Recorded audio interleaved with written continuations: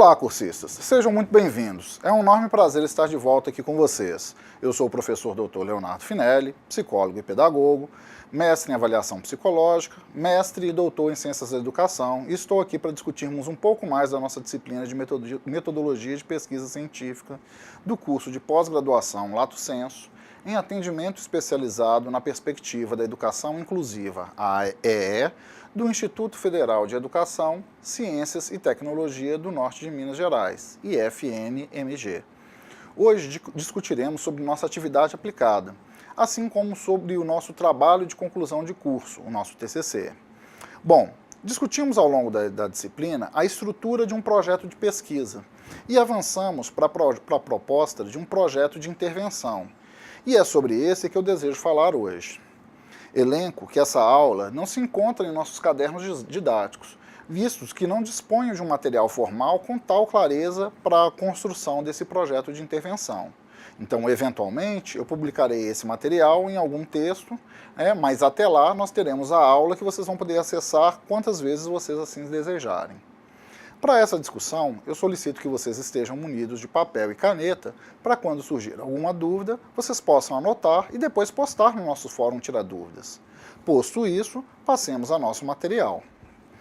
Então, nós estamos na pós-graduação Lato Sensu de oferta própria, em atendimento especializado na perspectiva da educação inclusiva, AEE, oferecida pelo SEAD, do Instituto Federal do Norte de Minas Gerais, que iniciou em 2018. Estamos na disciplina de Metodologia de Pesquisa Científica, ministrada por mim, professor Dr. Leonardo Augusto Couto Finelli. Então, pensando um pouquinho sobre o nosso projeto de intervenção.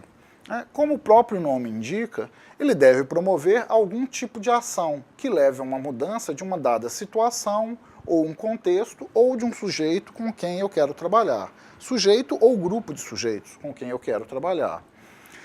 Então, nesse sentido, esse projeto de intervenção difere um pouquinho do projeto de pesquisa, visto que esse, muitas vezes, considera uma proposta teórica ou uma investigação sobre um dado campo. Como a gente está aqui numa pós-graduação, penso que todos nós já passamos por minimamente a produção de um trabalho de conclusão de curso nas nossas respectivas graduações. Via de regra, o trabalho de conclusão de curso de uma graduação costuma ser um projeto científico, uma pesquisa científica. Para a pós-graduação, especificamente para essa pós-graduação em AEE, nós vamos mudar um pouquinho esse formato, pensando num projeto de intervenção. Mas não precisa ficar assustado, porque não tem nenhum grande segredo, Nós já vimos na semana 3 uma série de vídeos e de um material que está bastante didático em termos da organização do nosso projeto de intervenção. E hoje, com essa aula, eu espero que a gente consiga avançar um pouco mais ou esclarecer para todos o que nós esperamos da produção de vocês. Então, como eu acabei de dizer, nós estamos mais acostumados na academia à produção de projetos científicos. Esses projetos são lícitos e importantes no sentido do desenvolvimento do conhecimento e, em especial, sobre o conhecimento de uma dada situação, evento ou contexto, de modo a preparar o terreno para uma eventual produção prática. Normalmente, então, na academia, a gente fica muito mais no campo da investigação, muito mais no campo do conhecimento, da construção do conhecimento e menos tipicamente no campo da intervenção prática. Mas para a nossa atividade, a gente vai pensar nessa produção como uma intervenção mais prática. Então, nesse sentido, o projeto de intervenção parte da produção de diversos artigos científicos ou diversos projetos científicos que elencam um conhecimento prévio que servem como base para organizar a nossa proposta de trabalho. A ideia central é simples. No projeto científico, a gente inicia com uma elaboração teórica. Em sequência, avançamos para uma investigação sobre o tema. Eventualmente, a gente estabelece as relações entre um conjunto de variáveis ou propomos algum tipo de experimentação, que pode considerar, inclusive, mudanças no ambiente. A partir desses, nós avançamos para uma apresentação dos resultados, discussão e considerações finais. No projeto de intervenção, a gente vai retomar esse material. Em termos de uma estrutura para o projeto de intervenção, A gente vai trabalhar com a nossa atividade aplicada, considerando que os textos são muito parecidos, tanto para a produção do pré-projeto de intervenção, quanto para a produção final do nosso artigo. Tá? Então, já adiantando, nós vamos trabalhar com TCC na elaboração de uma produção em formato de artigo científico. Então, dando sequência, eu explico-me.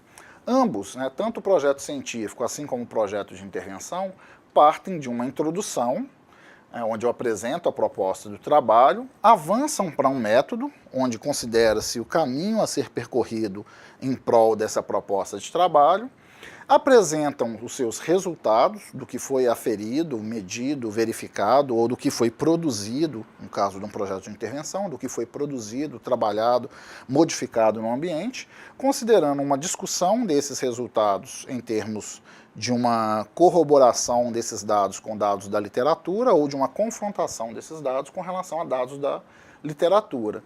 E encerra-se com uma conclusão ou uma consideração final, um conjunto de considerações finais, onde aparecem aí as opiniões do autor, falando um pouquinho do caminho percorrido, das dificuldades, dos sucessos encontrados. Isso independe do formato final do texto. Se eu estiver trabalhando com uma monografia, por exemplo, eu vou trabalhar com esses tópicos como seções ou capítulos da minha monografia. O mesmo vale, por exemplo, para dissertações e teses.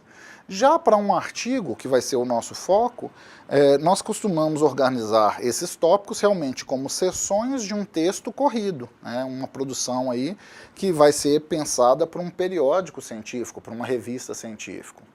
Então, passemos a analisar essas sessões. O que nós esperamos em cada uma dessas sessões? Na introdução, como o próprio nome diz, ela deve introduzir o seu trabalho. Então, quais são os elementos essenciais dessa introdução? Ela deve conter uma apresentação da escolha do seu tema de trabalho. O que você quer fazer, qual recorte do ambiente, qual recorte da literatura você quer trabalhar, onde você quer focar o seu trabalho. Além disso, como eu já elenquei, o recorte realizado sobre esse tema. Uma exposição do seu recorte a partir de dados da literatura, onde a gente vai chamar aí de seção de estado da arte, referencial teórico, levantamento bibliográfico e uma série de outros nomes. E a apresentação do seu problema, além disso, não está aqui a consideração da sua justificativa do seu texto. Então, essas etapas elas vão figurar dois tipos de trabalho, tanto o trabalho científico quanto o trabalho de intervenção. Assim como os diversos projetos e os diversos formatos de produção, desde um pré-projeto até avançando para o texto final, como eu já disse, que pode ser mais curto, como um artigo, ou um pouco mais extenso, um pouco mais elaborado em termos, por exemplo, de uma dissertação ou uma tese. O que muda, então, nesse sentido, é a profundidade do seu texto em função da extensão desse texto, do número de páginas que você tem para escrever, do tanto que vai ser demandado em se aprofundar, em conhecer a literatura, em explicar o seu processo em termos da amplitude da sua intervenção ou da sua investigação, ou da relação que você pretende estabelecer entre um conjunto de variáveis que podem ser maior ou menores, e nesse sentido, pensar, então, o projeto e o texto final como um texto mais extensivo ou menos extensivo em função desse formato que eu quero trabalhar. Reforço, para a nossa pós, nós vamos trabalhar com um artigo. Então, nós não vamos trabalhar com elencar capítulos, mas sim seções de um único texto. Então, por exemplo, em um projeto, não se espera grande aprofundamento inicial em termos da revisão da literatura. Mas ainda assim, é importante que o autor se situe em termos de sua escolha e que apresente ao leitor de onde pensa e como pensa, em termos da seleção do seu referencial teórico. A ideia central aqui também é muito simples. Existe já uma vasta produção científica publicada nas diversas áreas do saber. Nós esperamos que você traga uma produção inédita. Então, você vai partir de algo que já existe e acrescentar uma contribuição, considerar um detalhe, pensar numa variação de algo que já foi produzido para a construção do seu trabalho, de modo a contribuir com a literatura, considerando aí uma nova produção. Você pode até mesmo replicar um estudo, um trabalho, uma intervenção que já aconteceu em algum dado local, em alguma dada comunidade, com um determinado grupo, de modo a aproveitar os resultados, né, que foram exitosos, muito provavelmente na publicação foram resultados exitosos, de modo a melhorar a qualidade de vida das pessoas, modificar o ambiente, promover desenvolvimento social, etc. Ou pode pensar num projeto que já aconteceu, numa intervenção que já aconteceu, fazendo pequenas variações de modo a adequá-la para a sua realidade, para a sua escola, para o seu grupo de alunos, para o seu grupo de estudantes com necessidades educacionais específicas. Na hora que a gente pensa em tudo isso, eu preciso situar, enquanto autor, eu preciso situar o meu leitor de onde que eu estou falando, de qual é esse referencial, o que eu sei sobre esse tema, para que o leitor continue a pensar, né, ou passe, nesse momento que ele está começando a ler o texto na introdução, que ele passe a pensar da mesma maneira que eu estou pensando, para que ele acompanhe o meu raciocínio em termos do desenvolvimento da produção do texto, para pensar, por exemplo, no meu problema, que ele acompanhe a lógica do que eu pensei para o meu problema de pesquisa, e acompanhe a minha proposição metodológica. A partir daí, eu executo e ele vai verificar os meus resultados. Então, o leitor ele pode concordar ou não com a escolha desse referencial teórico. Mas como o texto já está produzido e publicado, ele não opina sobre ele, pois a escolha foi do autor para o trabalho. Então, o leitor pode começar a ler um texto, e muito provavelmente vocês já fizeram isso, começou a ler um texto, verificou que ele lidava com uma dada metodologia, ou que ele lidava com um dado referencial teórico, que não era aquele que você estava buscando a priori, quando a gente já tem algum conhecimento, a gente já tem umas ideias, já tem mais ou menos a nossa linha de pesquisa, a nossa linha de trabalho, e já conhece alguns autores. Então, na hora que a gente começa a ler o texto, está vendo a introdução, que está lidando com um referencial discrepante do que a gente quer trabalhar, a gente vai deixar de ler aquele texto. Ou podemos continuar no sentido de ampliar a nossa percepção, a nossa capacidade de leitura, nosso escopo de conhecimento, no sentido de pensar, eu conheço sobre um dado autor, sobre uma dada forma de pensar, e vou incrementar isso com outra forma de pensar, produzida, né, pensada a partir de uma nova produção, de um outro autor que eu estou lendo, que lida com o mesmo tema de uma maneira diferente. Então, voltando aqui, é claro que há algumas dicas em termos de orientação científica para essa seleção. Mas seguir a definição de um autor A pode ser tão efetiva quanto a seguir a do autor B. Então, em termos dessas dicas, eu penso, por exemplo, em quantas vezes esse autor é citado. Quantas vezes eu escuto o nome desse autor ou dessa produção desse dado autor que eu quero trabalhar, que já versa sobre o tema, ou que eu já escutei, no passado?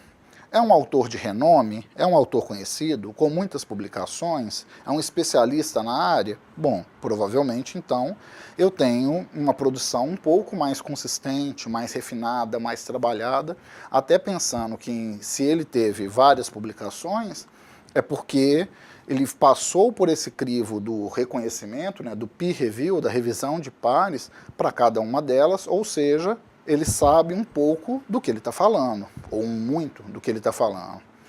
Agora, de tempos em tempos, a gente vai pegar autores novos que vão trazer inovações. Podem ser muito boas, podem não ser. Eu posso pegar um autor obscuro que traz uma visão diferenciada sobre um dado tema. Pode ser uma contribuição que vai crescer e continuar a evoluir e, com o tempo, se tornar um desses caras de grande renome, ou não. Pode ser que ela seja refutada, que apresente falhas e pare de avançar. Então é difícil a gente pensar nisso a priori. A dica que eu deixo aí para vocês é, achou algo que te pareceu interessante? Pega o nome desse autor e faz uma pesquisa no Google para ver se ele produziu mais. Porque se tem outras produções, se ele é citado por outras pessoas, você tem uma chance maior de estar lidando com um material de maior qualidade. Voltando, então é importante nesse momento, para você, que vai ser autor agora, deixar claro para o seu leitor o que você, como autor, sabe que existem ramificações da teoria que você escolhe para o seu trabalho. ou que existem outras proposições para essa teoria, e que deliberadamente você selecionou uma dada vertente para se orientar. A partir da sua experiência, a partir da motivação, da sua motivação, a partir da demanda, por exemplo, do programa de pós-graduação que você está trabalhando, a partir da experiência e o domínio do seu orientador que vai te direcionar para uma dada vertente, etc. É importante deixar claro isso para que o seu leitor não se frustre na leitura do seu texto. A partir do momento que ele entende que você sabe que existem outros pesquisadores, que existem outras vertentes, e que você escolheu uma, ele vai corroborar com a sua ideia, entendendo que você tem domínio sobre o assunto. Por outro lado, se você só pega um autor e avança a partir dele sem discutir muito disso, o seu leitor pode entender que a sua produção é uma produção, por exemplo, um pouco ingênua em não considerar essas variações. Em termos, então, da escolha do tema, essa costuma ser livre e definida de acordo com os interesses do autor, em acordo com seu orientador. Eu já deixei no nosso material, na parte da atividade aplicada, um grande anexo com uma série de proposições de temas para serem trabalhados como projeto de intervenção para a nossa pós. E de maneira muito específica, eu peguei todas as disciplinas de nossa pós e elenquei lá pelo menos 3 temas de trabalho relacionados, cada um deles, com uma disciplina. Pelo menos 3 temas relacionados com cada uma das disciplinas, melhor colocando. Ou seja, tem uma vasta possibilidade, uma vasta dica em termos dessas orientações. Lembrem-se, eu já escrevi isso lá no texto, mas eu retomo. Vocês não precisam ficar presos a essas são só colocações para facilitar a vida de vocês, pensando que eu já tenho alguma experiência e elenquei alguns trabalhos que eu gostaria de trabalhar, que eu gostaria de fazer, de intervir, ou de orientar, etc.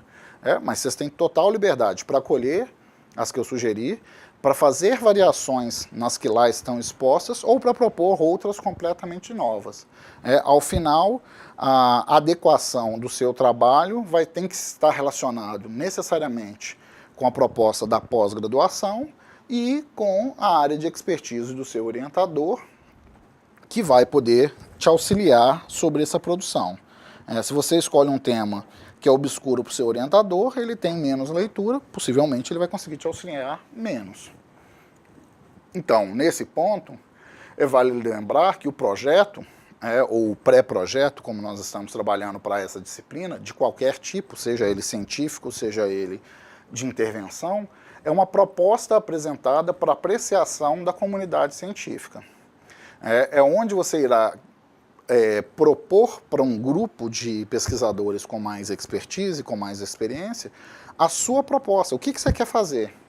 Então, essa comunidade científica irá avaliar a relevância desse trabalho, se ele é relevante, se ele traz contribuições, se ele é possível de ser aplicado como você está propondo, então em termos da sua adequabilidade, e em termos da sua execuibilidade, se vai ser possível você conseguir executá-lo como você o propõe.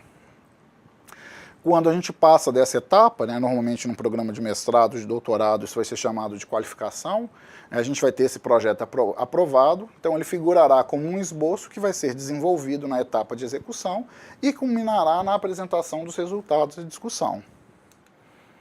Em termos práticos, eu quero dizer que o texto do projeto será aproveitado, e, nesse sentido, será encorpado na sua produção. Então, para agora, a gente está fazendo um pré-projeto de intervenção, que correndo tudo bem, ele estando adequado, ele sendo reconhecido como adequado à nossa pós-graduação, você não vai ter que jogar esse material fora e começar outro novo para o seu TCC. Partindo do final da disciplina e tendo esse pré-projeto adequado, aprovado, reconhecido como lícito para a nossa pós, você vai continuar avançando com esse texto, inclusive provavelmente com o mesmo Word que você trabalhou, com o mesmo texto produzido no seu computador, em termos de executar o que você propõe para acrescentar os outros elementos que vão configurar o resultado final da sua investigação, o seu trabalho de conclusão de curso, para o final da pós. Essa escolha, então, pode derivar de uma demanda do ambiente. Então, por exemplo, a proposta da modalidade de ensino. Ela pode derivar de uma experiência com o campo de estudo. Então, você já tem uma experiência na docência de ensino infantil, ou no ensino médio, ou no ensino superior. Você já tem uma experiência com sala de recursos, ou de escola especial, por exemplo, uma PAI, ou qualquer outro tipo de escola especial. São maneiras de você pensar no seu projeto de trabalho. Você pode pensar, por exemplo, em termos do conhecimento de um determinado tema ou campo de saber. Você pode pensar em termos da necessidade de propor uma nova metodologia ou uma nova forma de intervenção para trabalhar com um grupo de sujeitos. Enfim, há inúmeras razões para a escolha de um ou de mais temas para o seu trabalho, e cada uma dessas devem aparecer claramente descritas no seu texto. Sobre o recorte do tema. Bom, quando eu penso em um tema, eu estou falando numa área. Vou dar um exemplo. Quero trabalhar com indivíduos cegos, com deficiência visual completa, indivíduos cegos. Bom, beleza. Esse é o meu tema geral. Mas o que eu quero pensar para esses indivíduos cegos? Eu quero pensar sobre o processo de alfabetização, eu quero pensar sobre o uso do Braille, eu quero pensar sobre o uso de metodologias de ensino, eu quero pensar sobre a socialização de crianças e adolescentes cegos, eu quero pensar no uso de tecnologias assistivas para trabalhar a alfabetização da língua portuguesa com esses jovens. Nós já tínhamos o Braille como um sistema de língua utilizado para esse grupo de sujeitos. Mas uma impressora de Braille é tão cara e que gera tanto desgaste para trabalhar com esse material, gasta-se muito papel, ocupa-se muito espaço nas bibliotecas, que hoje em dia a gente tem outros recursos, por exemplo, de tecnologia assistiva. Por exemplo, só para ilustrar, nós temos um programinha chamado JAWS, que faz a leitura de um texto digital, faz a leitura de um texto em Word ou PDF no computador e produz e transforma esse texto em áudio, que o aluno com deficiência visual pode utilizar esse computador em sala, um notebook em sala, com esse programinha para fazer a leitura do texto, para acompanhar o material de maneira quase equivalente a de um indivíduo vidente. Então, o recorte do tema, como eu falei, qualquer que seja a escolha desse, ou de mais temas, até porque eu posso relacionar 2 temas para um trabalho, vai ser muito mais amplo do que o que você propõe para o seu trabalho. Então, você precisa fazer um recorte, precisa limitar a sua percepção do tema, Estou estudando sobre indivíduos cegos, para um recorte da dimensão do trabalho que você quer pesquisar, do que você quer intervir. Então, eu quero trabalhar com o uso de metodologias assistivas para a educação de português com jovens com deficiência visual. Bom, aí eu já fiz um recorte que é muito mais limitado em termos de só pensar no indivíduo cego, para o recorte do meu trabalho. Então, assim, é importante que você e o seu leitor organizem as ideias mediante um recorte ou uma delimitação do tema, de modo a estabelecer o que você sabe e que há um conhecimento para além do que você escolhe trabalhar. E ainda que deliberadamente você escolheu aquela delimitação. Então, eu sei que existem todas essas possibilidades de trabalho de intervenção com indivíduos cegos. Mas eu escolhi trabalhar só com o uso de tecnologias assistivas, por exemplo, ao invés do Braille. Feito isso, eu vou avançar para a exposição do meu recorte da literatura. Então, você vai encontrar na literatura de metodologia científica os mais diversos nomes essa seção. Estado da arte, referencial, referencial teórico, recorte, revisão da literatura, etc. E podem vir, essa parte pode vir como uma seção do seu texto ou um capítulo separado do seu texto. Ou não, ele pode se apresentar para o seu leitor como uma parte da sua introdução.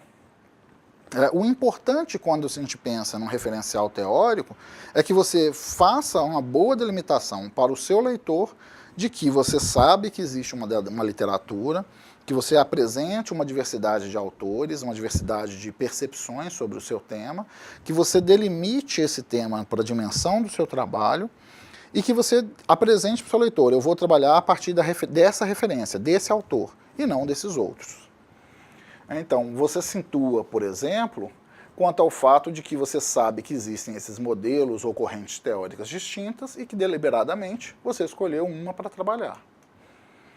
Já na apresentação do problema, que é um elemento fundamental para a sua introdução, você deve considerar a que pergunta de pesquisa ou a que situação problema você pretende responder ou modificar com a execução do seu trabalho. É onde o seu leitor entende o que você quer fazer. Você apresenta para o seu leitor o que você quer fazer. Isso é o que nós chamamos de problema de pesquisa ou problema de intervenção, que não necessariamente é um problema de ordem prática na vida corrente, mas sim a ideia do que você quer fazer no seu trabalho. Então, a apresentação do problema pode aparecer no seu texto, compondo um parágrafo na introdução, ou pode vir como uma seção ou uma subseção separada dessa introdução.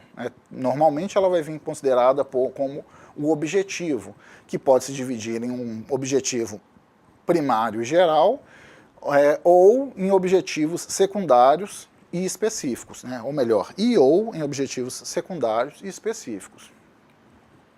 Então, pensar no seu problema envolve a escrita no infinitivo do que você pretende com o seu trabalho, o seu objetivo geral. Eu quero investigar, eu quero intervir, eu quero modificar, eu quero promover o aprendizado, ou seja, todos os verbos no infinitivo do que você pretende fazer no seu trabalho. Além dessa ideia central, objetivo central, objetivo geral, objetivo primário, você vai trazer também os caminhos para você alcançar esse objetivo geral. Então, normalmente, os passos que você vai dar para alcançar isso, a gente vai nomear como objetivos específicos. Assim como considerar uma possibilidade de respostas ou de resultados esperados, que normalmente aparecem numa seção que nós elencamos com hipóteses. Mas todo projeto tem que ter hipóteses? Nem sempre tem. Alguns você quer executar para ver o que vai acontecer. Mas mesmo nesses é possível elencar hipóteses. Eu espero que aconteça isso. Pode ser que as suas hipóteses sejam confirmadas, aconteça o que você esperou. Pode ser que elas sejam refutadas, ou seja, você esperava um dado comportamento dos indivíduos no ambiente e efetivamente houve um comportamento distinto desse do que você esperava e não chegou-se aos resultados que inicialmente você imaginou. Mas, ainda assim, você tem uma produção técnica que deve ser publicada no sentido de que você pensou de uma maneira, propôs um problema, pensou numa resposta, executou e não alcançou a resposta que você pensou. Isso ainda é lícito de publicação no sentido de que outras pessoas podem ler o seu texto, podem ler o seu trabalho e fazer correções no caminho que você percorreu para chegar aos resultados, ou considerar variações nesse caminho de modo a alcançar esses resultados se eles considerarem que eles são adequados. Ou ainda, podem valer-se desse texto, entendendo o caminho que você percorreu e os resultados que você chegou, entendendo que esses resultados que você efetivamente alcançou e que não são os que você tinha imaginado inicialmente, são os resultados que ele deseja para o trabalho dele. Em termos da justificativa, a gente está falando do texto que considera o porquê é importante a realização do seu trabalho. Então vai ser uma seção, ou 1 ou 2 parágrafos ali na sua introdução, ou uma seção específica, que elenca o porquê que é importante fazer essa pesquisa. É para complementar um campo de saber que ainda não existe publicação, é para verificar se uma proposta que já aconteceu no passado se replica da maneira como foi proposta ainda hoje, ou para um grupo que apresenta alguma diferenciação, alguma variação do que foi produzido inicialmente. Se uma proposta metodológica considera, por exemplo, um elemento de regionalidade, funcionou no estado de São Paulo, por exemplo, será que funciona da mesma maneira para indivíduos do norte de Minas? Não sei, então vale a pena elencar isso em termos da justificativa e isso é um elemento razoável para você replicar esse trabalho. Como dica que eu deixo para vocês, ela é a parte, a justificativa é a parte do texto em que você convence o seu leitor a financiar o seu trabalho. Então a ideia central é simples também. Escreve seu texto, pede para uma outra pessoa ler e ver se ao final ela te fala, não, eu entendi o seu trabalho e me convenceu, eu quero financiar essa pesquisa. Mesmo que ela não se disponha de dinheiro, né, se ela dispusesse, ela toparia pagar para executar o que você propõe, ela acha que aquilo é importante, beleza, então você fez uma boa justificativa e convenceu o seu leitor de que seu trabalho é importante. Ele fala, não, não acho importante, não acho relevante, então você precisa melhorar a justificativa do seu trabalho.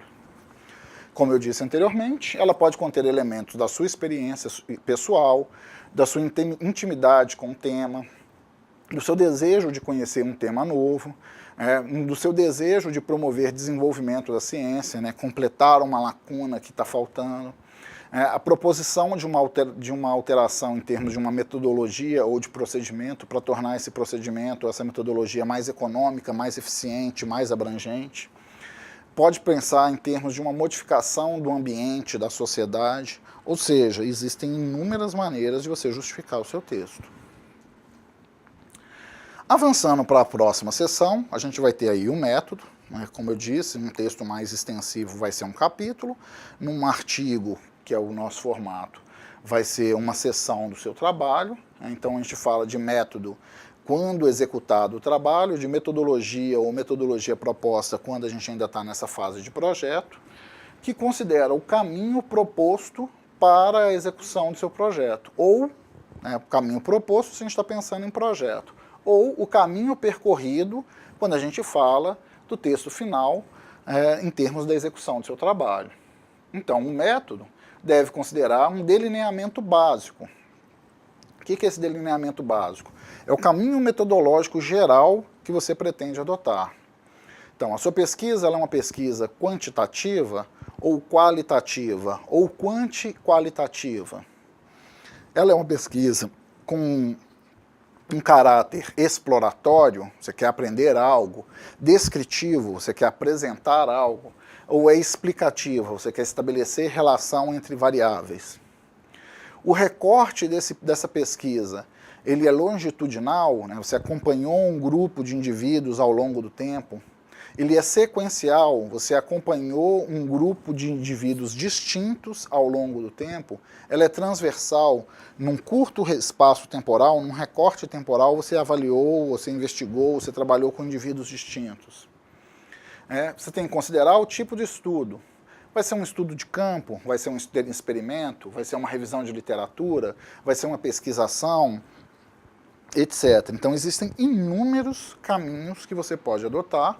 Pensem nesses 4 grandes ideias, né? A pesquisa é quanti ou quali, ela é exploratória, descritiva ou explicativa, o recorte, né, temporal e de grupo de sujeitos é longitudinal, sequencial ou transversal, e no tipo de estudos, que aí você vai ter diversos livros, né? Marconi e Lakatos são 2 autoras clássicas para indicar a literatura aí, que trabalham com diversos livros, apontando ou discutindo, apresentando diversos caminhos de tipos de estudos, ou diversos delineamentos de estudos.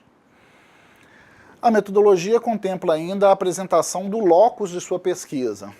Então, o que é isso? Onde que você vai realizar? É uma instituição parceira? Com um grupo de alunos? Com um grupo de professores? São com funcionários da escola? Não é uma escola formal, mas sim uma escola de línguas, é uma escola especial de Libras, é uma escola de música, é uma escolinha de futebol. A gente está falando aqui em processos de aprendizagem, todos eles a gente tem isso. É mais comum que sejam escolas regulares inclusivas, mas todos esses espaços são lícitos. Quem são os seus possíveis participantes? A gente está falando do universo da sua pesquisa. São todos os professores, são todos os alunos, são só os alunos de educação que apresentam necessidades educacionais específicas, por aí vai. Dentro desse grupo, desse universo de participantes, quem efetivamente vai participar? Então agora a gente já está falando da nossa amostra. Então eu quero uma pesquisa com todos os alunos de uma escola regular, e desses serão sorteados um aluno de cada sala. Aí eu estou falando da minha amostra. Todos os alunos, o universo, a escola, a instituição parceira, meu locus de pesquisa. Eu preciso pensar no meu processo de recrutamento. Então, como eu elenquei aqui nesse exemplo, vai ser um aluno de cada sala. Como é que eu vou selecionar esse um aluno de cada sala? Vai ser por sorteio? Eu vou fazer um ranqueamento dos nomes dos alunos e vou sortear?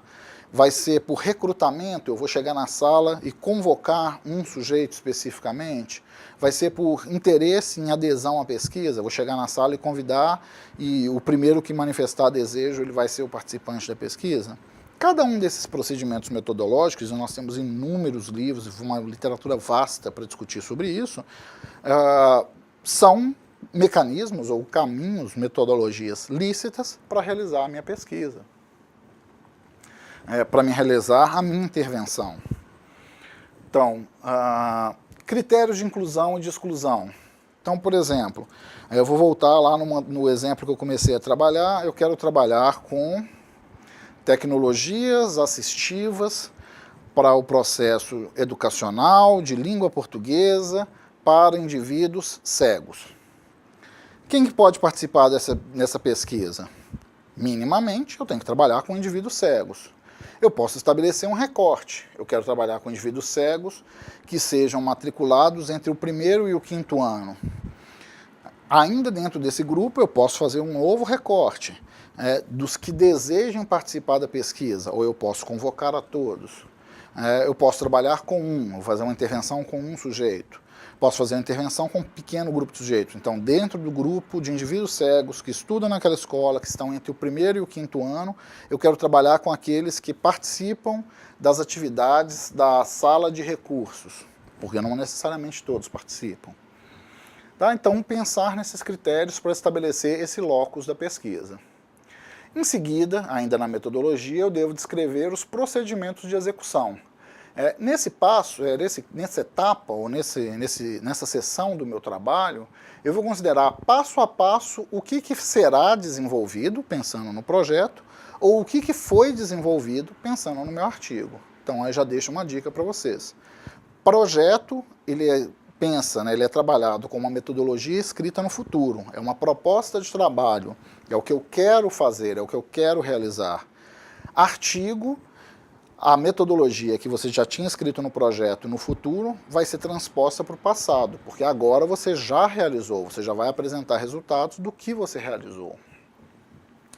Então, esse campo, o procedimento de execução, é o coração do seu trabalho, pois é onde o leitor deve compreender o que você fez e como você fez, de modo a possibilitar que ele replique o trabalho. A dica aqui, como eu já elenquei no material que eu disponibilizei para vocês lá na atividade aplicada, é a seguinte: escreva o seu texto, pense em todos os elementos que você possa considerar e escreva o seu texto. A partir daí você pede para um colega, preferencialmente um colega que já trabalhe com educação, mas não necessariamente está fazendo essa pós, para ler o seu projeto. E depois que ele fizer a leitura, que ele te explique o que você quer fazer e como você quer fazer. Se aquilo que ele te explicou for exatamente o que está na sua cabeça, o que você pensou, para executar o seu trabalho, parabéns, sua metodologia está bem descrita.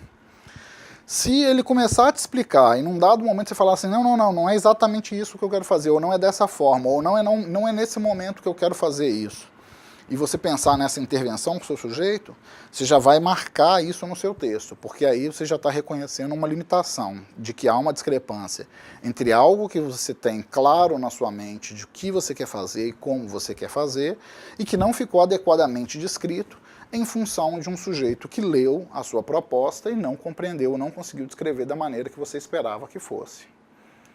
Bom, então, de acordo com a especificidade de cada trabalho, pode haver a necessidade de você elencar instrumentos e materiais que devem ser apresentados um a um, considerando a necessidade da sua aplicação para o seu trabalho, considerando a descrição desse material, desse recurso, desse equipamento e a forma de emprego desse para a execução do seu trabalho.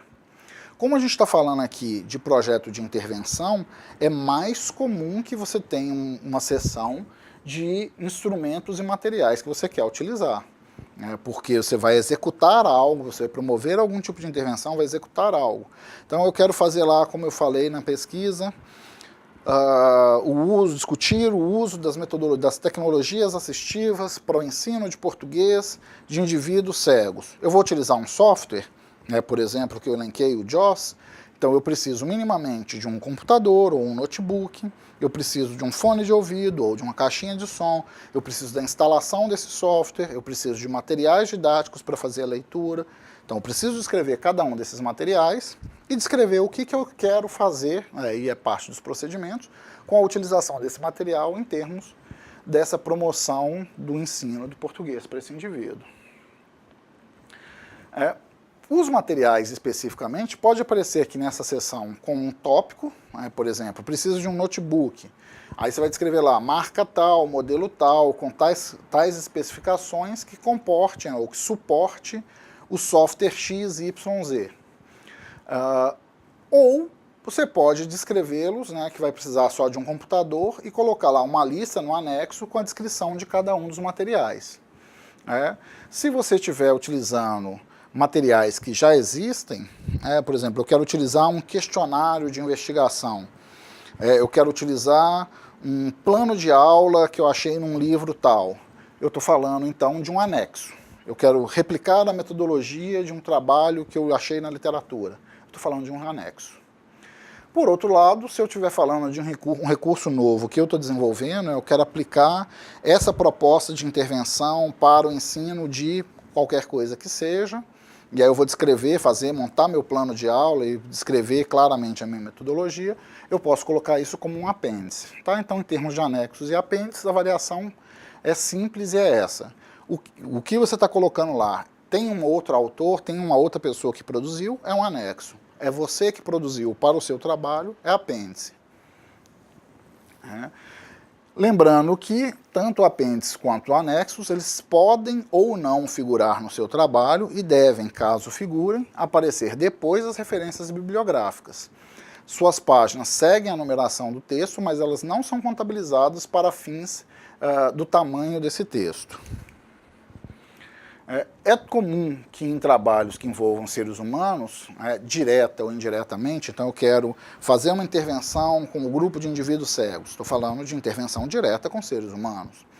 Eu quero fazer uma investigação sobre as mudanças da legislação para atendimento de alunos com NEE, né, necessidades educacionais específicas.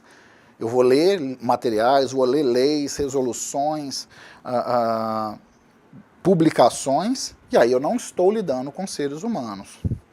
Eu quero fazer uma discussão de dados epidemiológicos, de número de crianças de 6 a 12 anos que estão matriculadas em ensino regular inclusivo.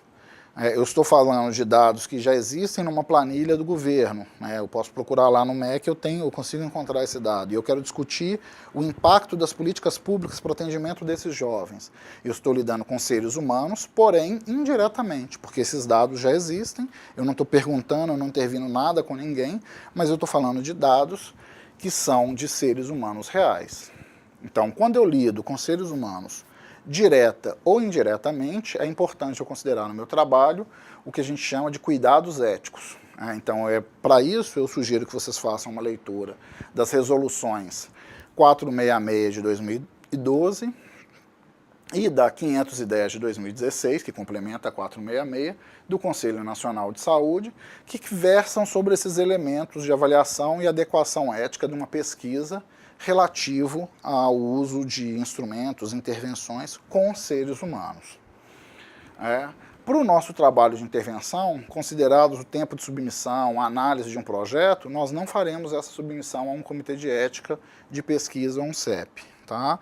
É um processo que às vezes é mais rápido, quando a gente tem mais experiência, às vezes é um pouco mais moroso, às vezes vai e volta algumas vezes em termos de você fazer a submissão, volta com uma pequena consideração de um erro, às vezes são erros simples, que são fáceis de corrigir, às vezes são erros mais importantes, que a gente tem que fazer realmente alterações mais graves no projeto, e esse processo leva aí de 2 a 6 meses. Então, nós não temos tempo hábil para considerar uma submissão a um comitê de ética de pesquisa para a execução desse nosso trabalho nessa pós-graduação.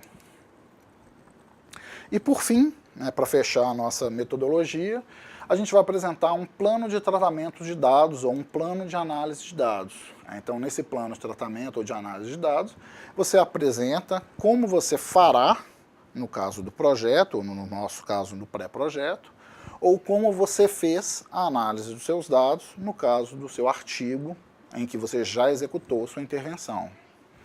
Então, esse plano de tratamento ou de análise dos dados deve estar em acordo com o objetivo e a metodologia que você construiu até aqui para o seu trabalho. Com o seu problema de pesquisa, com o objetivo que você quer alcançar para o seu trabalho, assim como com o caminho metodológico que você vem executando para alcançar até aqui. Então, por exemplo, eu posso aplicar um questionário ou fazer uma entrevista e fazer uma análise quantitativa desses dados, ou eu posso fazer uma análise qualitativa desses dados. Se a minha entrevista ela é mais fechada, com questões de múltipla escolha, é mais comum eu trabalhar com análise quantitativa. Por outro lado, se ela é uma pesquisa em que eu vou trabalhar com uma entrevista, eu posso trabalhar com perguntas mais abertas ou até mesmo não ter perguntas e considerar, por exemplo, só eixos temáticos onde vão ser pensados pelo sujeito, e aí eu vou trabalhar, por exemplo, com uma metodologia mais qualitativa com análise do discurso. Então, qual o caminho deve ser adequado ao seu trabalho? Para isso, o orientador deve te auxiliar bastante. É um cara que vai ter mais experiência em termos de produção científica e deve te auxiliar nessa escolha. Ainda é comum, quando a gente pensa em projetos, a apresentação de uma seção para o orçamento, onde vão ser considerados os gastos relativos ao trabalho, desde gastos com insumos, como xerox, papel, grampeador, caneta, tinta, materiais diversos para trabalhar com sujeitos, passando ali pelo deslocamento da sua casa até a instituição parceira, ou deslocamento para outra cidade, caso seja necessário, alimentação, estadia, pagamento de serviços especializados. Então, por exemplo, eu sempre solicito para os meus alunos que antes de entregar as versões finais dos trabalhos, eles submetam esses trabalhos à avaliação de um revisor de português. Esse trabalho, normalmente, é um trabalho pago. Então, é um orçamento que é parte dos gastos para a execução desse trabalho. Gastos com transporte, deslocamento, como eu falei, até gastos, às vezes, mais suntuosos, por exemplo, como aquisição de material permanente para o uso na execução do seu trabalho, por exemplo, o uso de um computador. Algumas vezes você vai ter esse material disponível numa sala de recursos, algumas vezes você vai utilizar o seu próprio notebook, às vezes é possível pensar nisso, mas ainda assim você está falando de um orçamento que deve ser previsto, mesmo considerando que você já tem parte do material, porque você está elencando para a pessoa que está lendo o seu projeto, que você sabe que existem esses custos. Via de regra, para a execução de um projeto de intervenção em pós-graduação, a menos que a gente consiga um fomento, e para isso a gente faz projeto, a gente elenca para empresas patrocinarem ou para o governo patrocinar, no nosso caso, CAPES ou FAPEMIG poderiam fazer esse financiamento. O gestor da agência de fomento, normalmente ele vai verificar qual a dimensão do seu orçamento, se justifica o valor investido para a sua pesquisa. No nosso caso específico, na nossa pós-graduação, nós não teremos, a priori, verba para financiamento da execução dos seus trabalhos. Então, em termos muito práticos, um orçamento, se você quiser pensar, auxilia você a organizar o seu trabalho, a dimensão do seu trabalho, mas os recursos, a fonte dos recursos serão recursos próprios dos pesquisadores, ou seja, cada um de vocês, alunos, vai bancar os custos do seu trabalho. Você pode conseguir uma parceria, pode conseguir um financiamento autônomo, pode conseguir uma parceria, por exemplo, para utilizar um laboratório de informática de uma instituição, etc., ou outros recursos didáticos, mas o importante é que você tenha clareza que, a priori, o Instituto não dispõe de verba para a execução dessas pesquisas, ok?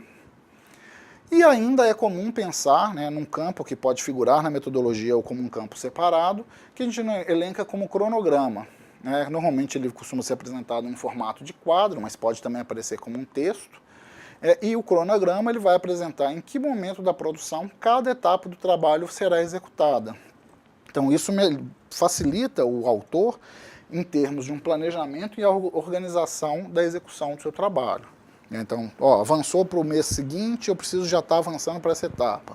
Agora eu tenho X dias para fazer minha coleta. Agora eu tenho X dias para fazer a escrita, para fazer a análise. Agora mais Y dias para fazer a escrita. Agora eu preciso de um prazo de 1 semana para mandar para o avaliador, né, para o revisor de português fazer a revisão. E por aí vai. Então te auxilia em termos de executar para que você não deixe tudo acumular para o final. Né? Então, eu recomendo, apesar de não ser, então esses dois campos, orçamentos e cronograma, eu não elenquei como itens obrigatórios do nosso pré-projeto, mas eu sugiro que vocês apresentem no sentido de pensar em termos dos custos para a execução do seu trabalho e em termos de tempo para a execução adequada desse trabalho. E fechando um projeto, a gente vai ter as referências bibliográficas. Então, essas vão ser apresentadas de acordo com as normas de escrita científica. No nosso caso, aqui da pós-graduação, nós vamos trabalhar com o formato da ABNT, seguindo as NBR 6023 e 10520. De acordo com a necessidade do trabalho, a gente pode ter nas referências apresentadas documentos de solicitação também, aprovações do trabalho, apêndices, anexos, que vão vir de acordo com a necessidade do seu trabalho. Como a gente não vai submeter para um comitê de ética, como a gente não vai ter fomento, a gente não vai ter alguém para financiar essa pesquisa, eu dispensei o cronograma e o orçamento, e muito provavelmente vão ser dispensados os itens de aprovação do trabalho, etc. Mas pode ser que uma instituição parceira, não, eu quero fazer um projeto de intervenção com crianças cegas numa escola X, pode ser que o gestor da escola, o diretor da escola, solicite a apresentação do projeto. Caso sim, você vai ter que redigir um documentozinho formal, falando o que você pretende fazer, apresentar o projeto, e ele vai aprovar ou não, e aí você anexa no seu trabalho. Então, para a nossa atividade aplicada, eu vou fechar aqui o trabalho, ou os complementos do nosso trabalho. Mas para o TCC, ele vai seguir. Então, em termos dessa disciplina de metodologia científica, essa aula terminaria aqui, pensando que você já tem aí os subsídios para organizar o seu trabalho da atividade aplicada. Mas como eu tenho um coração bom, eu vou dar sequência considerando aí já o nosso TCC, de modo que você possa se preparar para ele. Então, avançando para o nosso trabalho, como eu disse, um projeto é uma proposta de trabalho. Então, esse é avaliado por especialistas da área, que podem receber, esses especialistas podem oferecer considerações, sugestões ou correções nesse texto. Após aprovado, o projeto é colocado em prática e execução. Nós não teremos na nossa pós-graduação uma banca de qualificação dos trabalhos, ou seja, você vai fazer um projeto para agora, para a minha disciplina, e a partir desse projeto vão ter só uma avaliação do grupo de tutores, avaliadores, e vocês já podem começar a efetivar a produção desse trabalho, e de modo a não deixar acumular para a disciplina de TCC, que vai acontecer no último módulo do nosso curso. Então, espera-se que ao chegar lá, já tendo passado por essa disciplina, você tenha conseguido os subsídios para executar a sua pesquisa. Então, fechou o projeto, você parte para as ações propostas, no seu texto, na sua metodologia, de modo a verificar os resultados considerados inicialmente. Então, no texto final do trabalho de conclusão de curso, a gente vai seguir essa proposta de execução e será apresentado na nossa pós em formato de artigo científico. Por que o formato do artigo científico? Eu gosto muito desse formato porque ele facilita a publicação posterior. Alguns de vocês provavelmente já tiveram algumas experiências prévias em outras pós-graduações, às vezes presenciais, e a gente trabalhava há mais tempo com um formato, por exemplo, de monografia. E a monografia tem uma maior profundidade do que o artigo, tem uma elaboração metodológica um pouco mais estruturada, um pouco mais rígida, Mas, via de regra, ao final a gente tinha lá um texto de 40, 50 páginas, com uma encadernação capa dura bem bonito, que você entregava na faculdade, que ficava lá na biblioteca e que ninguém nunca punha a mão naquele negócio. Hoje, trabalhar com produção científica envolve muito mais a revisão dos pares. Então, por que a gente fala de periódicos científicos para fonte de busca, de dissertações, teses, monografias, etc.? Porque esse material ele passa necessariamente por uma revisão de pares. Então, se eu pego lá uma monografia, uma dissertação, uma tese publicada, que está lá na biblioteca, ele foi avaliado por uma banca de examinadores que são especialistas na área, que minimamente garantem a qualidade daquele material. Se eu tenho um artigo que eu publico numa revista científica, ele passou por um processo semelhante a esse de avaliação. E por que então favorecer a revista científica? Porque hoje nós temos no Brasil portais de bibliotecas eletrônicas, Cielo, no próprio periódico CAPES a gente consegue acessar material, Bireme, Latindex, Caribbean, todos esses são bibliotecas virtuais que agrupam diversas revistas científicas de diversas áreas do conhecimento e que todas necessariamente passam minimamente por um processo de revisão de pares antes da publicação do texto. Ou seja, assegura-se uma certa qualidade em termos da produção desse material e a gente fechando a nossa monografia em termos de um formato de artigo, ao final da produção, você fechou a sua disciplina, você já tem um material num formato que está adequado para você encaminhar para essa publicação. É bom para você, é bom para você acrescentar em seu currículo, assim como é bom que esse resultado publicado, escrito adequadamente e publicado, enriqueça a área do saber em termos de replicação e de construção do conhecimento. Bom, então voltando para cá, nesse sentido então de terminar o trabalho de conclusão de curso, você realiza o que você propôs. Então a gente produziu um projeto, agora a gente executa, realiza o que foi proposto na metodologia, de acordo com o que você descreveu, em especial no campo dos procedimentos. A partir daí você vai chegar num dado momento a um conjunto de resultados que devem ser apresentados no seu texto final. Esses resultados também serão analisados à luz do referencial teórico que você propôs para a sua pesquisa. Então, assim, a gente passa a ter, para o TCC, além dos campos que a gente elencou no projeto, os seguintes campos: resultados, discussão e conclusões ou considerações finais, que podem vir num campo, como eu falei, de seção única, que é o mais comum no artigo, ou em campos separados em termos de textos mais formais, como dissertações e teses. Tem um capítulo só para resultado e um outro capítulo só para discussão. Em periódicos é mais comum ver resultados e discussões juntos. Alguns periódicos preferem o formato de resultados e de discussão em separado. Na nossa área de educação é mais comum resultados e discussão vir juntos. Tá? Então o que a gente espera em cada um desses campos? Os resultados, como o título indica, considera o que você obteve ao final da execução do seu trabalho. Então, pode ser notas, observações, gravações, questionários respondidos, produto apresentado, análise da execução de uma tarefa, enfim, as possibilidades são tantas quantas forem as proposições a serem executadas. O que o seu sujeito fez, ou o que você executou com o seu sujeito, e você observou, configura o seu resultado. Eles são sucintos e objetivos, apresentando as informações sobre o que foi realizado, como foi realizado e o que aconteceu depois da sua execução. Eles são, então, objetivos e impessoais. É o resultado, é o que você observou. Aconteceu isso. Eu propus o jovem lá, cego, a utilizar o software. Ele aprendeu ou ele não aprendeu? Ele teve dificuldade? É isso que você vai descrever. Então, você tem que pensar num mecanismo de avaliação do processo de aprendizagem. Ele conseguiu aprender X%.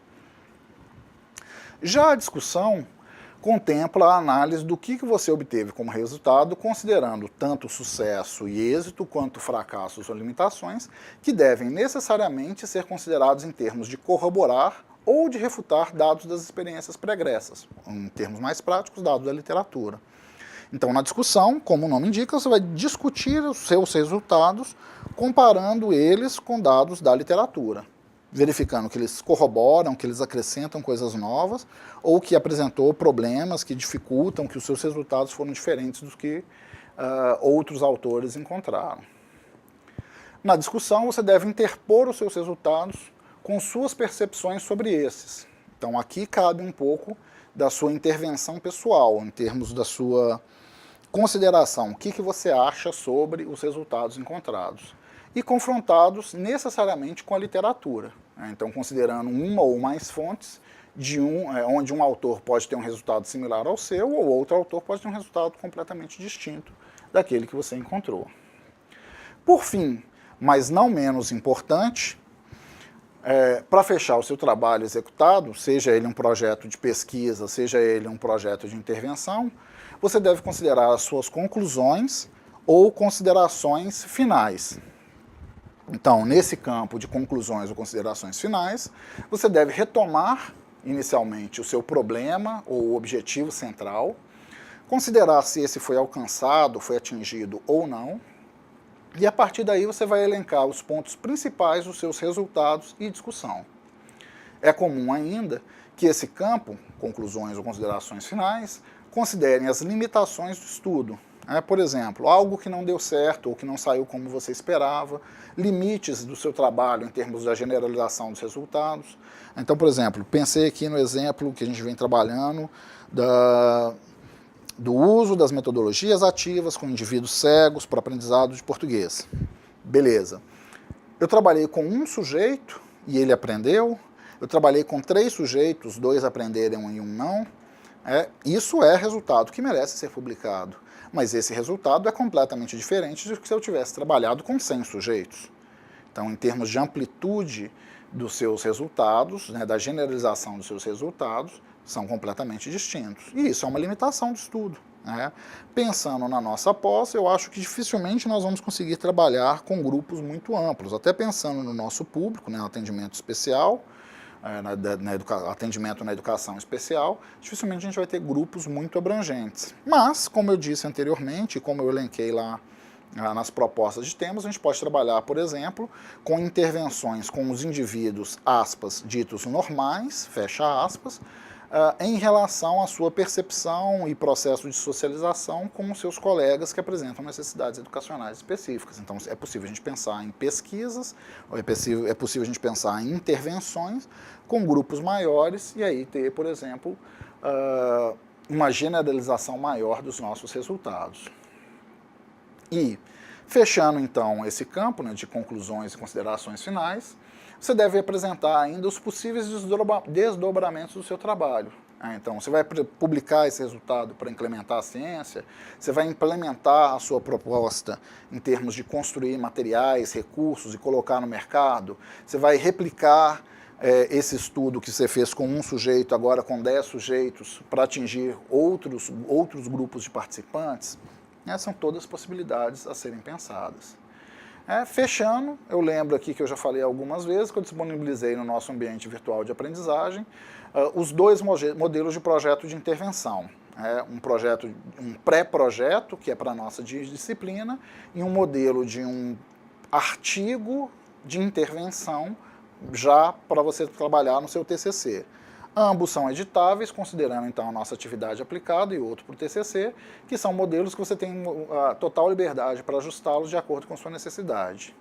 E por fim, que eu deixei ainda uma série de propostas de temas, problemas de trabalho que você pode desenvolver, mas reforço que são apenas algumas ideias minhas, que vocês podem ajustar às suas propostas e que eu espero que contribuam em termos de vocês pensarem no trabalho que vocês querem fazer. Bom, por enquanto é isso, pessoal. Eu espero que essa discussão tenha auxiliado no sentido da produção do seu material, tanto de nossa atividade aplicada, que contempla um pré-projeto, quanto do nosso trabalho de conclusão de curso, que vocês vão ter que apresentar ao final do curso. Lembro que, para que vocês tenham um bom resultado nessa disciplina e na pós-graduação como um todo, é necessária a dedicação de vocês, tanto nos estudos das atividades do ambiente virtual de aprendizagem, assim como é importante que vocês leiam o material didático e que vocês produzam. Lembro ainda que é importante pensar no projeto agora para a nossa disciplina, mas na sua execução ao longo do curso para vocês terem um resultado adequado no final, na finalização do TCC. Com isso, eu encerro a aula de hoje. Eu espero que vocês tenham gostado e que tenham absorvido um pouco da nossa proposta. Por enquanto é só. bom trabalho, bons estudos e espero encontrá-los numa próxima disciplina.